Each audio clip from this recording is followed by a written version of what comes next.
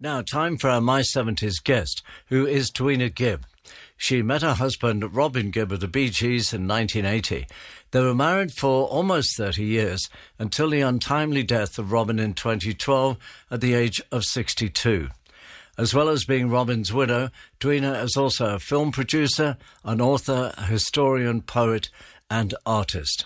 And for several years, she'd been working on a book about Robin, transcribing many hours of interviews which have never been heard before.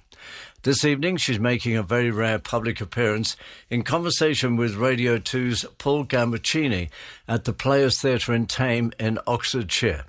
She'll be chatting about her life and times with Robin, plus the event promises a few surprises as well. I chatted with Dwina a few days ago and asked her to pick some of her favourite songs, and here's the first one.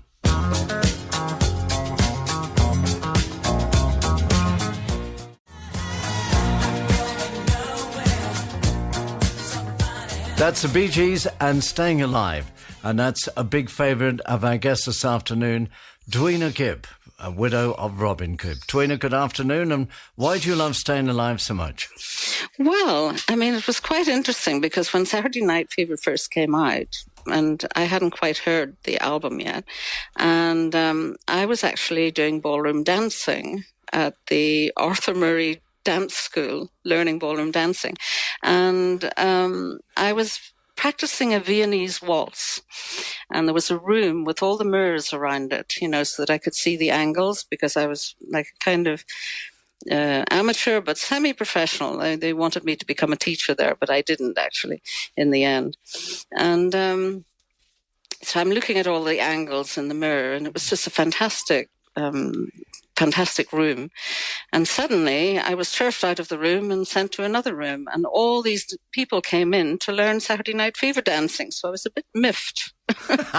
but then of course I really did enjoy the music. I loved the music and I thought it was fantastic. And of course, you know, we know that it's there was a loop of a heartbeat on there, which the British Heart Foundation didn't know and the American Heart Foundation didn't know. But to revive someone, you can actually sing Stayin Alive and do the maneuvers to try and get them breathing again. And it has actually worked on quite a few people. Now, a bit later on today at the Thame Theatre, you're going to be having a chat with Paul Gambaccini. Yes, I am. How do you feel about that? Oh, I think it's great. I mean, because he's had 50 years of music, you know, and he really has a deep knowledge of all the music, which you do too, Johnnie. Paul's got an encyclopedic memory about music. He came to the hospital with Tim Rice, actually, when Robin was in intensive care. So Robin really appreciated that, which was very nice. And at the same time, I think Barry and John Travolta also rang up. So, you know, that was a nice day. Yeah. It was sad for Robin, but of course, you know. Yeah, well, some people are taken too early. Yes, they are. But maybe they completed what it was they were here to learn about. Well, I mean, look at the legacy that has been left. It's brilliant. And you know, when he would sing, he was on that keyboards every night, you know, and I'd fall asleep and I'd wake up and it was like hearing the sound of an angel or something. His voice was just so beautiful. It was. And all those great 60s hits, it was Robin who was taking lead vocal on those. And then in the 70s with producer Arif Mardin, the Bee Gees sort of moved to a new sound using Barry's falsetto. Oh, yes, with Tragedy, you know, which was amazing. Yes, it was very, very apt at the time, you know, and it brought them into another decade of music. It's incredible, actually, how they've spanned all the decades. And even more incredible, the Bee Gees formed in 1958. Yes, incredible. Yeah. I mean, they started off, I think, when they were children, singing at a cinema up in Manchester. You know, they used to actually, they had a record. I think they were Little Johnny Rotten and something or other they called themselves. But anyway, they actually, as children, they went along to get into the matinee, and they had a record that they played all the time. And they accidentally broke the record one day and then decided to sing it anyway. And people still threw money at them. So they were able to get into the matinees. And that's how they actually started off. Wow. They were so superbly talented. They were just incredible, all three of them. And they never did anything else. I think actually Barry, I think he had a job selling lawnmowers for the day or something, but he gave it up, decided they were going to do the music. And of course, when they went to Australia, then they started off doing the same thing, going to the speedway races, and singing and busking, and people would throw money at them. And then eventually they started working in different clubs and things and became the Bee Gees. Now, how about another song at this point? Yes, definitely. I think maybe, after they came back together, they split up for a little while and then they came back together and they wrote two songs, Lonely Days and How Can You Mend a Broken Heart? And I think that was their coming together and talking about their own lonely days, being apart. Lonely Days is a lovely song. Good morning, Mr. Sun.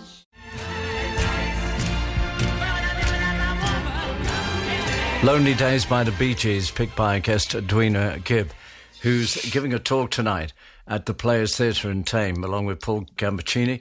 Now, you did a Robin exhibition at a local museum last year. How did that go? The exhibition was fantastic. We had Robin's Harley-Davidson bicycle that was made especially for his birthday.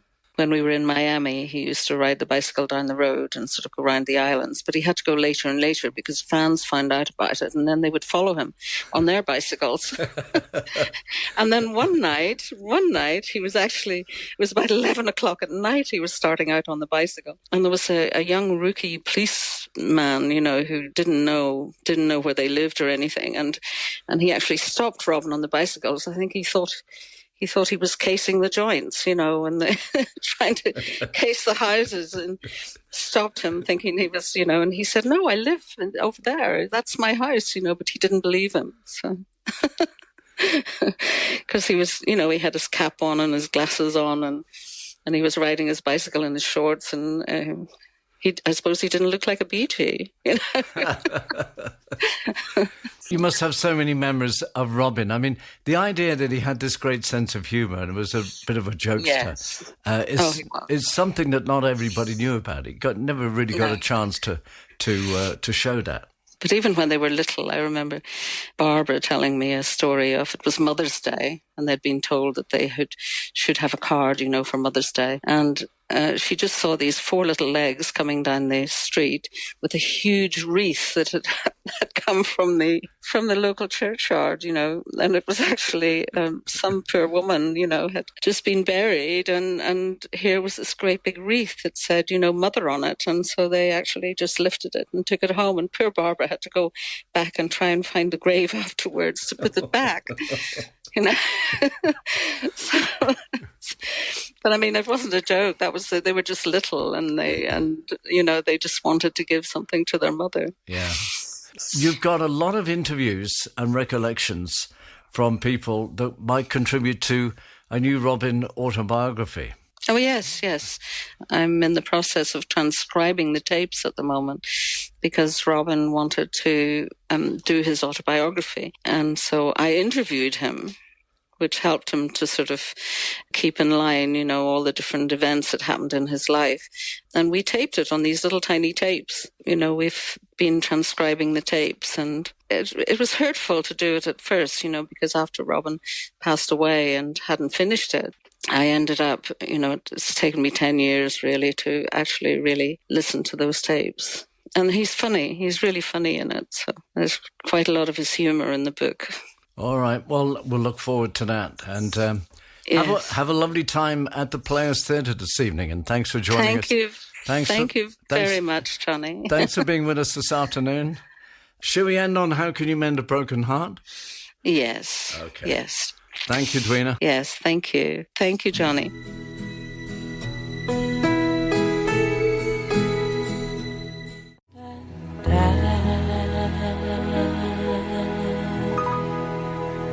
The Bee Gees and How Can You Mend a Broken Heart, ending my interview with Robin Gibb's widow, Dwina Gibb. Dwina Gibb, by the way, will be in conversation with Paul Gambaccini at the Players Theatre in Thame in Oxfordshire this evening. It's been sold out quite a while ago, but there is a way to watch online by live stream if you go to the website tamemuseum.org. That's Thame, Thame, tamemuseum.org.